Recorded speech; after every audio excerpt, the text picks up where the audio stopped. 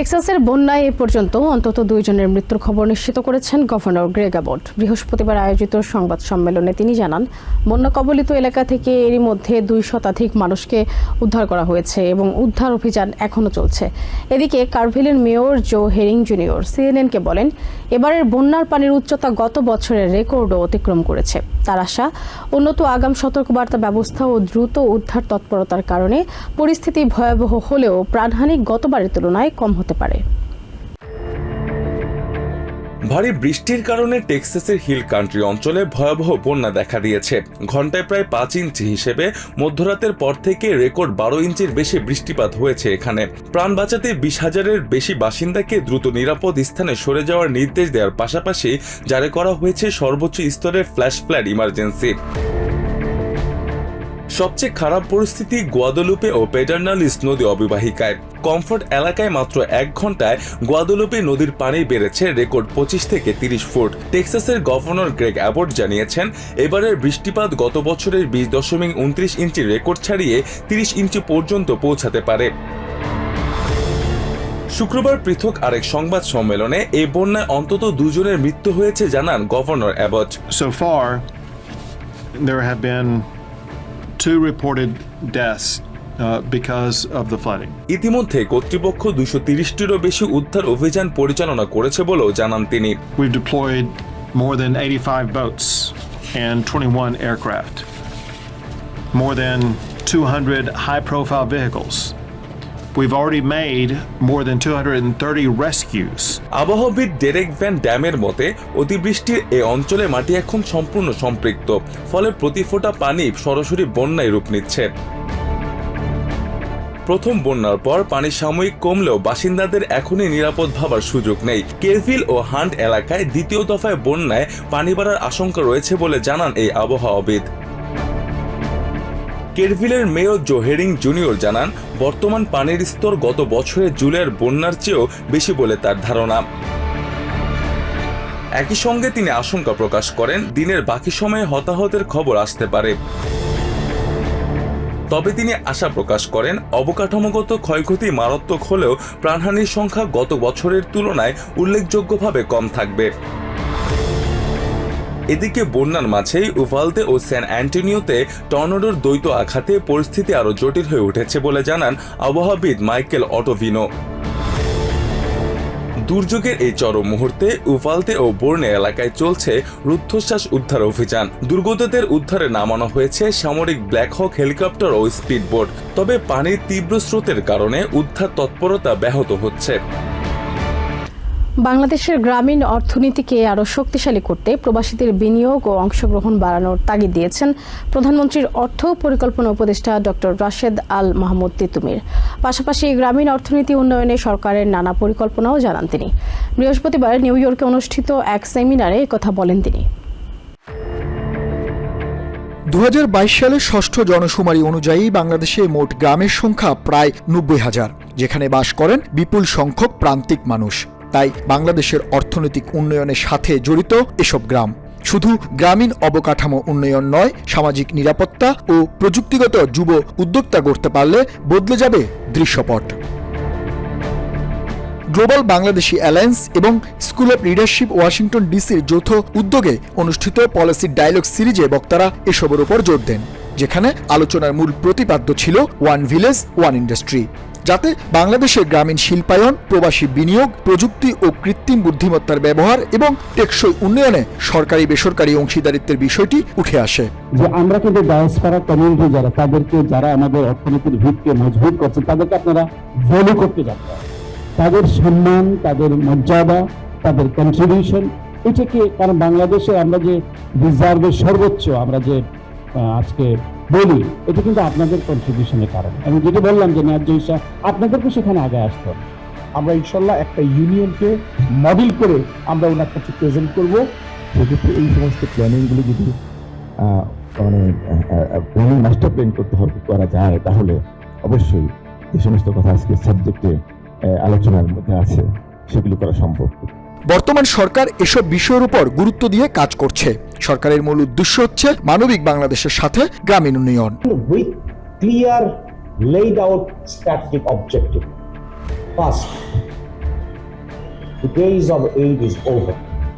So Bangladesh doesn't seek any help because Bangladesh wants to be a middle point and act like a middle point. So we have said goodbye to the foreign. That's a clear government position. If you look at the story of Bangladesh, it's about low-cost labor, market access, and low-cost energy. We are pragmatic people. We are not selfish. We are strategists with laziness. Because we are voted by the people. So we have a huge laziness. বাংলাদেশের টেকসই অর্থনৈতিক প্রবৃদ্ধিতে প্রবাসীদের অভিজ্ঞতা, দক্ষতা ও বিনিয়োগকে আরও কার্যকরভাবে কাজে লাগানোর পরিকল্পনা করছে বর্তমান সরকার। এজন্য থাকবে বিশেষ প্রণোদনা। And you are talking about every village, but I would like to see that you are engaged at least in a union, coming up with a community center which has multiple activities to be conducted, say a library, sports facilities, and as well as cultural programs. And obviously we are coming up with Probashi Card and many other initiatives which would really provide that. It's about investment. Yes, we welcome investment. We want to see you are co-producing, co-collaborating, partnership with Bangladesh. Then what are we really offering? আয়োজকদের প্রত্যাশা, নীতি নির্ধারক, শিক্ষাবিদ, উদ্যোক্তা, বিনিয়োগকারী, তরুণ পেশাজীবী এবং প্রবাসী কমিউনিটির প্রতিনিধিরা গ্রামীণ শিল্পায়নে অংশ নিলে বদলে যাবে বাংলাদেশ, উত্তরণ হবে এলডিসি লক্ষ্যমাত্রা।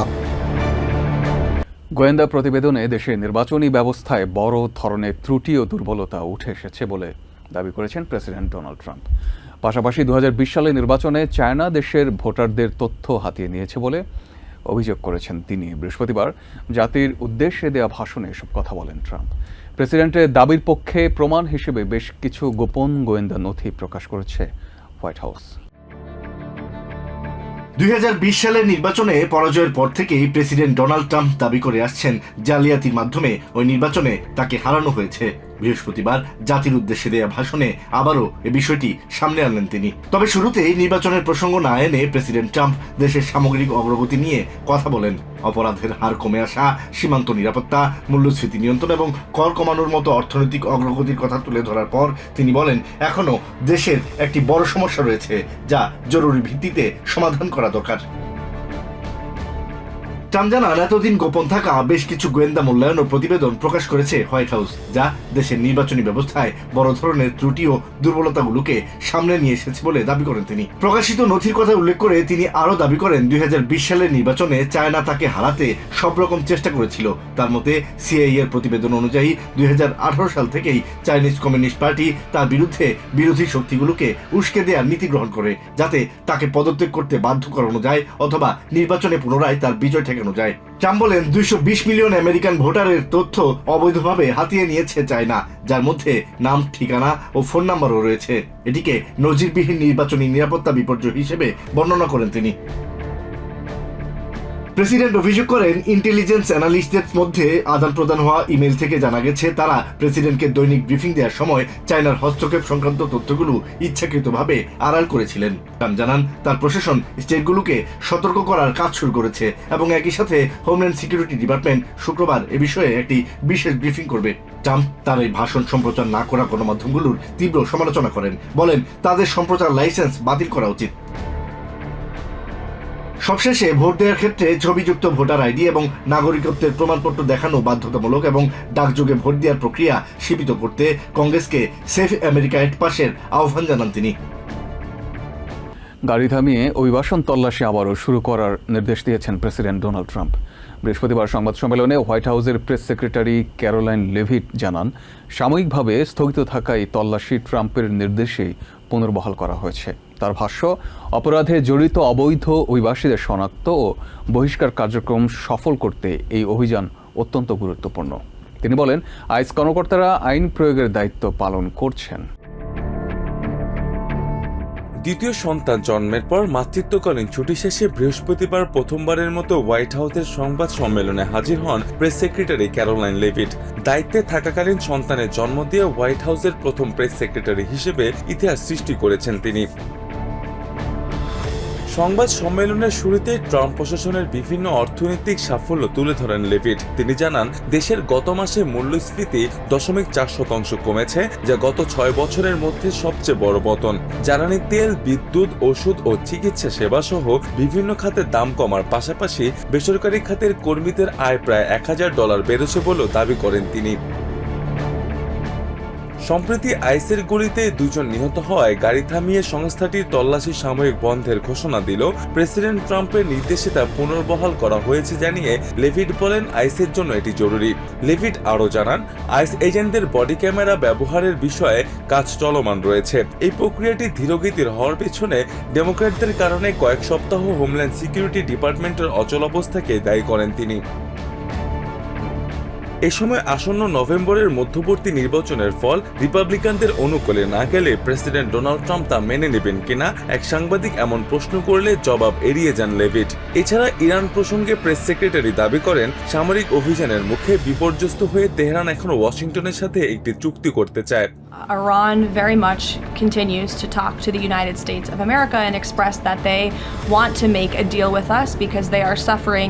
ইরান ইসরায়েল সংঘাত দীর্ঘায়িত করতে বিদেশি চক্রের প্রভাব রয়েছে, এক পডকাস্টে ভাইস প্রেসিডেন্ট জেডি ভ্যান্সের করা এমন মন্তব্যের সাথে প্রেসিডেন্ট ট্রাম্প একমত পোষণ করেন বলে জানান Caroline Leavitt. I think the president would certainly agree that yes, foreign countries certainly do try to persuade American public opinion. There's no doubt about that. I think it's just a basic fact. দেশজুড়ে সাইক্লোস্পোরা পরজীবীবাহিত রোগের অস্বাভাবিক সংক্রমণ নিয়ে গভীরভাবে পর্যবেক্ষণ করছে white house. প্রাদুর্ভাবের মূল উৎস অনুসন্ধানে সিডিসি ও FDA কে সব ধরনের সহায়তার পাশাপাশি নাগরিকদের স্বাস্থ্যবিধি মেনে চলার আহ্বান জানান Leavitt. We're committed to providing the CDC and the FDA the resources that they need, and we urge all Americans. Leavitt নিশ্চিত করেন, রবিবার নিউ জার্সিতে অনুষ্ঠিত হতে যাওয়া ফিফা বিশ্বকাপ ফাইনালে আর্জেন্টিনা ও স্পেনের মধ্যকার ম্যাচে উপস্থিত থাকবেন president Trump. His attendance will cap what has been the most watched, most secure, and most successful World Cup in American history. এদিকে প্রেডিকশন মার্কেট প্ল্যাটফর্ম ক্যালসিতে অভ্যন্তরীণ তথ্য ব্যবহার করে এবং ট্রাম্পের বক্তব্য নিয়ে বাজি ধরে $100,000 বেশি আয় করার অভিযোগ উঠেছে প্রেসিডেন্টের দীর্ঘদিনের টেলিপ্রম্পটার অপারেটর গ্যাব্রিয়েল পেরেজ। বিষয়টি সামনে আসার পর ট্রাম্পের নির্দেশে এরই মধ্যে তাকে বেতনহীন প্রশাসনিক ছুটিতে পাঠানো হয়েছে বলে জানান press secretary. I spoke with him about it. He believes it's deeply unfortunate and frankly a disgrace. And the individual that was cited in that report is complying with the CFTC but has been put on paid administrative leave. জীবনযাত্রার ব্যয় কমানোর পরিবর্তে president Donald Trump 2020 সালে নির্বাচন নিয়ে দীর্ঘদিনের ভিত্তিহীন দাবি ও ষড়যন্ত্র তথ্য সামনে আনছেন, এমন অভিযোগ করেছেন house minority leader Hakeem Jefferies. বৃহস্পতিবার এক সংবাদ সম্মেলনে তিনি বলেন, ট্রাম্প আবারও এমন একটি বিষয়কে সামনে আনছেন যার দাবির পক্ষে বিশ্বাসযোগ্য প্রমাণ পাওয়া যায়নি। জেফ্রিস দাবি করেন, ডেমোক্র্যাটরা অবাধ, সুষ্ঠু ও নিরপেক্ষভাবে মধ্যবর্তী নির্বাচন সম্পন্ন করতে প্রতিশ্রুতিবদ্ধ।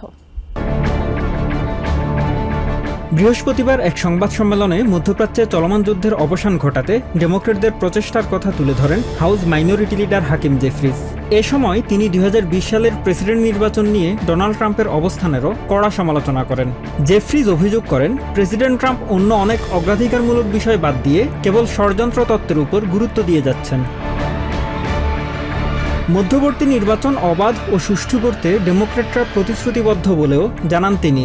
নির্বাচনে বিদেশি হস্তক্ষেপের বিষয়ে প্রেসিডেন্ট ট্রাম্প এখন পর্যন্ত যা বলেছেন কিংবা ভবিষ্যতে যা বলবেন তার কোনো ভিত্তি নেই বলেও মন্তব্য করেন জেফ্রিস। তিনি জোর দিয়ে বলেন, প্রেসিডেন্ট ট্রাম্প এবং রিপাবলিকানরা মধ্যবর্তী নির্বাচনে ন্যায্যভাবে জিততে পারবে না জেনেই ভিন্ন পন্থা অবলম্বনের চেষ্টা করছে। তবে সম্মিলিত প্রচেষ্টার মাধ্যমে সব ষড়যন্ত্র প্রতিহত করার ঘোষণা দেন হাউস মাইনরিটি লিডার। বর্তমান প্রশাসনকে দেশের ইতিহাসে সবচেয়ে দুর্নীতিগ্রস্ত হিসেবে অভিহিত করে জেফ্রিস বলেন, ট্রাম্প একটি সংগঠিত অপরাধ চক্রের মতো করে প্রশাসন পরিচালনা করছেন।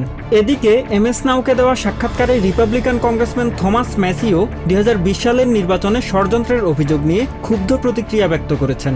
তিনি মনে করেন, নির্বাচন কারচুপি নয়, বরং মূল সমস্যা হলো রিপাবলিকানরা জয়ী হওয়ার পর জনগণকে দেওয়া প্রতিশ্রুতির কথা ভুলে যান। নিউ ইয়র্ক থেকে সম্প্রচারিত TVN 24 টেলিভিশন বিশ্বজুড়ে বাঙালির কণ্ঠস্বর।